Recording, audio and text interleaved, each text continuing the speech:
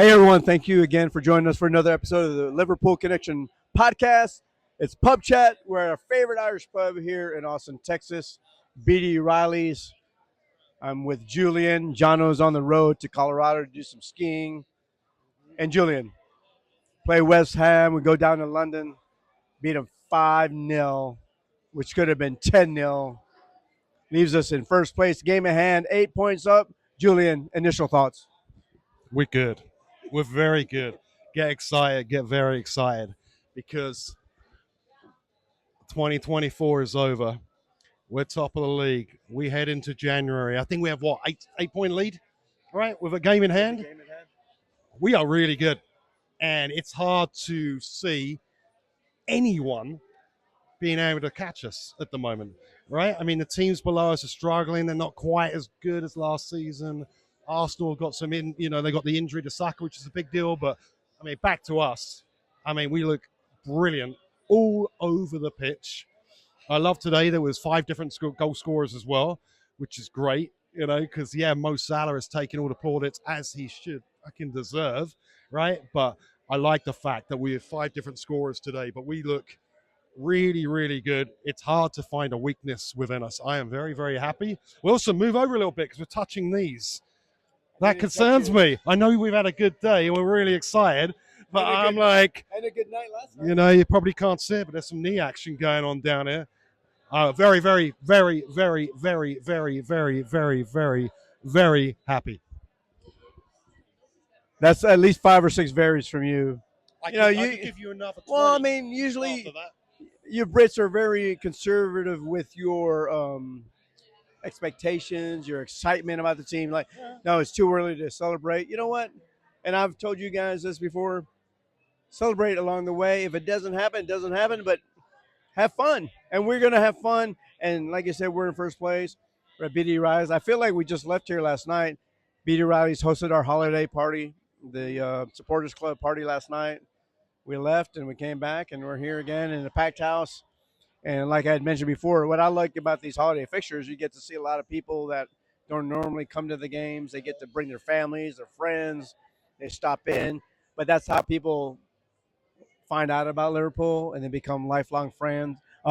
And I think a lot of people out there probably have similar stories. Like, I just showed up one day and Liverpool was on, and that was my team. So whatever it takes to get to this team, get there and be supportive and be lifelong. But we come into the match. Let's start about the starting lineup. It practically picks itself, right? He loves this lineup. He likes the Gapco on the left, Diaz coming back through the center, Salah, Jones, McAllister, Gravenberch, you know, Trent, Gomez, Van Dyke, Robertson, and Robertson is still kind of finding some form. It'll be interesting to see how long Slot continues with that. I think right now he's like, we're going to play Robertson. We're just going to outscore everyone, right? So far, Slot has balanced the squad measurably well. There's certain positions in the team that you can tell, not that you can tell, but you can see that he rotates depending on the game. Left back every so often it happens. Obviously on left wing as well with the Gakpo, Diaz. You got the Nunes up top as well that he's been switching out. But he's got that perfect balance at the moment where, for me, a real important part of the team is the Curtis Jones-Soboslai situation, right? Because they're both playing spectacularly well. I thought Curtis Jones was magnificent today, by the way. But I feel like they're challenging each other because they both realize, competition is always going to be a great thing. Always has been, always will be. And, you've seen Soboslai for the last month has been exceptional after he had a little bit of a drop-off. And that was because Curtis Jones came in and did so well. Then maybe Soboslai is like, I need to maybe step it up a little bit. And that's not to say Soboslai hasn't been great. He's been brilliant off the ball, but on the ball, he was struggling a little bit. But that competition all over the pitch is what you were seeing. You saw that today against West Ham. I thought West Ham were,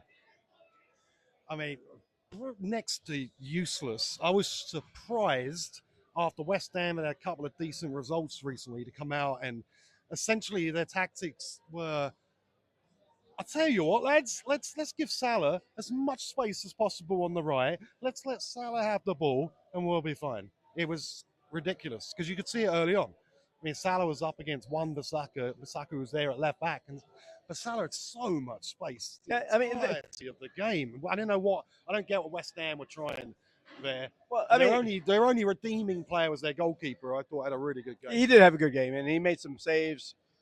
And then the one that Salah scored probably should have been saved. But and you're right. You referenced Wan-Bissaka playing on the left. He's not even a good defender on the right. Now you're going to put him on the left against Salah, and then they play so narrow, and Salah had the ball 1-on-1 all the time, and Yeah. it was very weird, right? Because West Ham did come in with some form, 2 wins, 2 draws in the last 4 games. I think but we took the piss out of the game, man. I mean, it's like 3-0 at halftime. Diaz, he enjoys that central role. He really does, He's right? good up there, isn't he? Yeah, And he Diaz is. adds that. Yeah.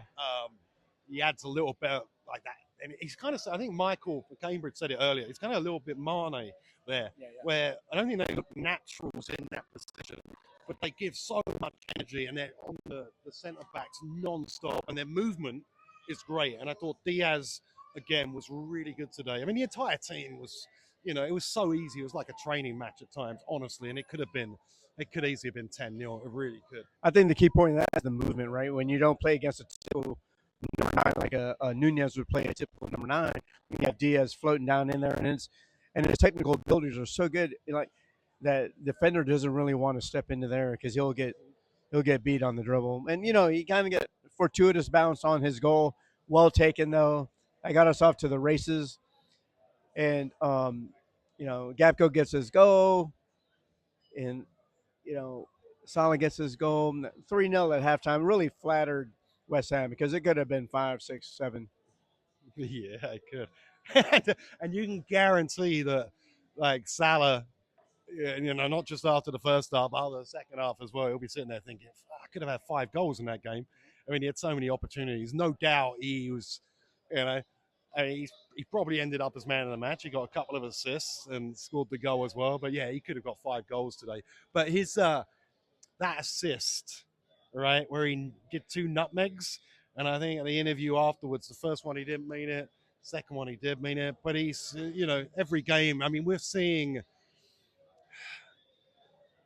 We're seeing one of the best Mo Salahs we've seen. I mean, every single season, yes, he's been brilliant, but right now, I mean, we're seeing a player that looks completely unstoppable.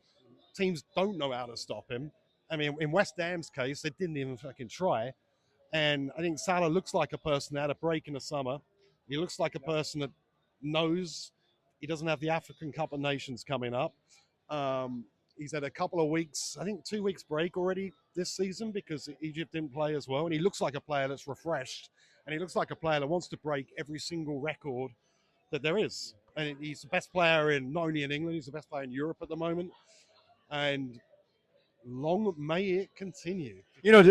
He's a happy man as well. He is a happy man. I think he's more upset that his new hairline hasn't really grown so he can get his afro going yet. But it's coming. It's coming. Yep. Hey, the best pass in the game to me it didn't even result in the goal. Is that Gapco pass at the very beginning to the far post of Salah, and obviously the keeper makes a one-handed save. I thought Salah should have gone to the far post. It was so wide open. But what a pass from Gapco. He loves cutting in on that left and onto his right foot, and he's another player under slot like Gravenberch who is really. He's really gone up to another level. And I think there was some conversation at the beginning of Gakpo's time at Liverpool where his best position was. Klopp tried him up front, quite a few times, and then he was being compared to Firmino because they're slightly similar style. I mean, that's why we bought him to play that number 9 at the beginning because of that Firmino, right? That's why we bought him, though. Well, he's that player, and he's been consistently on the left for Holland. And that is his position. That is his best position on the left-hand side. And it's fantastic. Again, it's all about options, right? I mean, you can have Diaz on the left. He's brilliant there. You can have Gakpo. He's brilliant there, but a different type of player. And that's probably Nunez's best position is the left as well. I don't know about that. But definitely for for Gakpo, I think left hand side, he's such an intelligent player. And like you say, with that pass, he can see things many players can't see. I mean, he gets the ball, what he's going to do for he's going to play it. He's able to like survey the land as such and play these brilliant passes through. And obviously, he's got a wonderful shot on him at times, but they're all playing magnificent. They really are. And obviously, we've got Jota that's just come back and Scores a know goal what he's today. like, right? He's guaranteed he's going to score. So it's really hard to look at how or where or when this can be stopped. At the moment, we are the best team in Europe by far. We're easily, obviously, the best team in England. And I think the only thing that can stop us is the obvious injuries. If we get a couple of serious injuries, that could maybe hurt us for a bit. And just complacency. That's it. It's up to us. We own this league. Yeah, I don't think complacency will be a problem because there's too many players that are on the bench that want to play first team. They're not on this squad to be a squad player, right? Uh-huh. Like Soboslai, he's captain of Hungary. He's not content to be on the bench. Yep. Nunez, when he plays for Uruguay, he's the man. He's not content to be there on the bench. Elliott, he's been a factor of us before, so he's not going to be content to do that. So, listening to some pundits earlier today, it's like, there's no weakness on this team, and I agree with you. There's really not a weakness, but mentioned injuries. A negative part of this game today, Joe Gomez going off with a hamstring. Like hamstring, didn't it? Which, I mean, everyone knows that, I rate Gomez massively. I think he's amazing centre back, but there's always been that injuries. It's been part of his game. He's been fit for the past year, 2 years. He's actually had a pretty good run, but yeah, hamstring not good, and we're getting a little bit light there. But, Konate is supposed to be back by next Sunday. I think you just have to start Kwanzaa against Man United, but who knows? Yeah. But Konate should be on the team sheet next Sunday against Man United. We have a full week off, but it just sucks to see Joe Gomez getting hurt because that's not because he has been brilliant and he's been kind of like one of really our top defenders in the past 4 weeks. Yeah, I completely agree with you. It's that would be the only thing. But again, luck is on our side. Gomez gets injured. That's bad luck. But the good luck is Konate is fit again. Now, whether Konate is ready to start against Man United and throw him straight into that game, I mean, you could say it's a very nice, easy home game to throw. Or you could say that maybe we should, stick with Kwanzaa for a bit and then slowly bring. It's the last thing you want after a player being out a while like Konate. You're right. What happened? Injured, they're out. So, big decision to keep Kwanzaa in the team again. But injuries. I mean, touch wood. I mean, we're next to a barrel here, so this.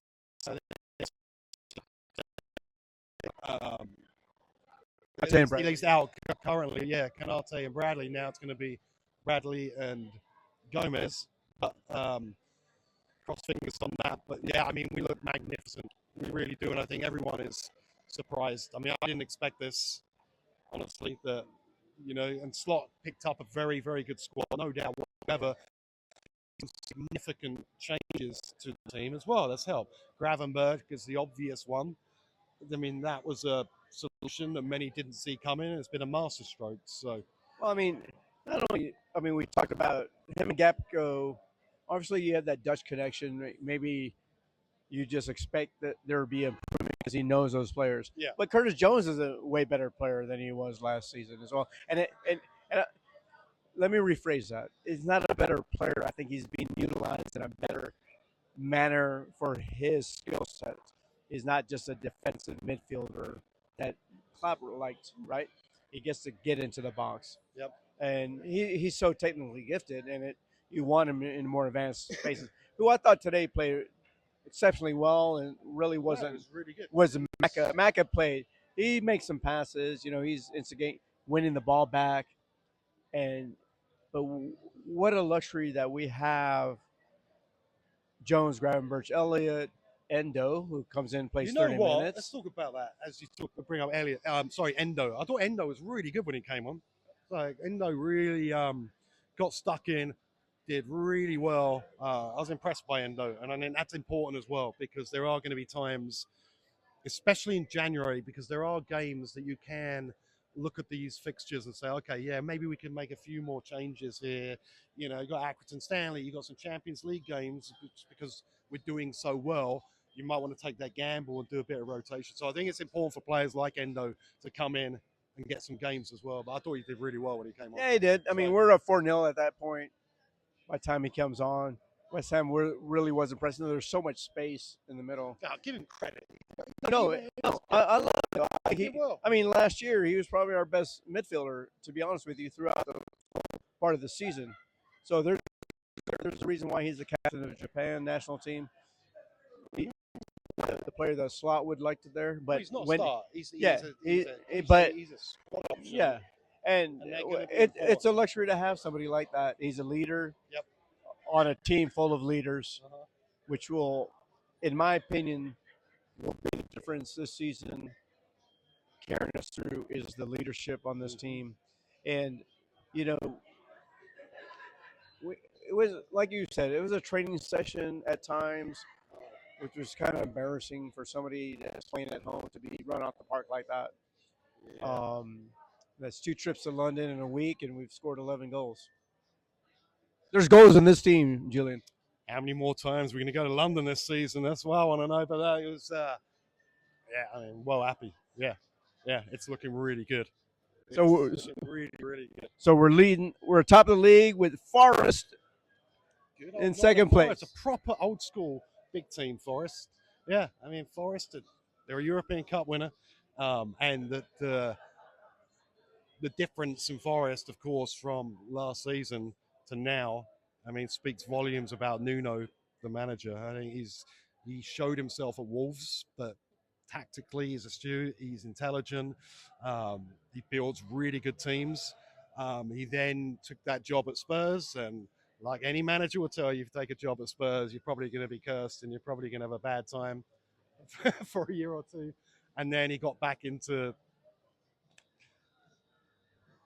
management at Forest, and well done to them. They're looking magnificent. Again, it's something I don't think anyone really would predict if they do so well. So, yeah. Hey, good on Forest. I mean, there's obviously Nico Williams over there. They're kind of The only team to beat us. a bunch of cast-offs, right? And so now I think you have to go revisionist history and say, hey, maybe that loss to them wasn't too bad. We should have beat them anyway. It was 1-0, and they scored a goal on us. But we have a full week off before Manchester United. Yep. That doesn't bode well for them because our guys are off to the races, right? Uh-huh. So, you just relish the win, going into the new year on top of the league. People are seeming to be refreshed. They're energized. Very minimal injuries. But before we move on, we want to say thank you to BD Riley's, right? Our new shirts that BD Riley's provided for us. Why don't you turn around and let's see what's on the back of that? Look at that. Can you see it? Yeah, there you go. Inspired by the Liverpool crew. Drinking and playing soccer at the same time. That's most of my Sunday league games, I'm going to have to say. And I'll model this, Julian. So we thank BD Riley's for providing these shirts for us and providing us such a venue and supporting our podcast. $15 for Supporters Club members. $15 for Supporters Club members. You get a T-shirt. Very nice. So we will have a preview of the Manchester United match later on in the week. But until then, Happy New Year. Subscribe, like, put on your notifications, and we'll see you next time. Cheers. Cheers.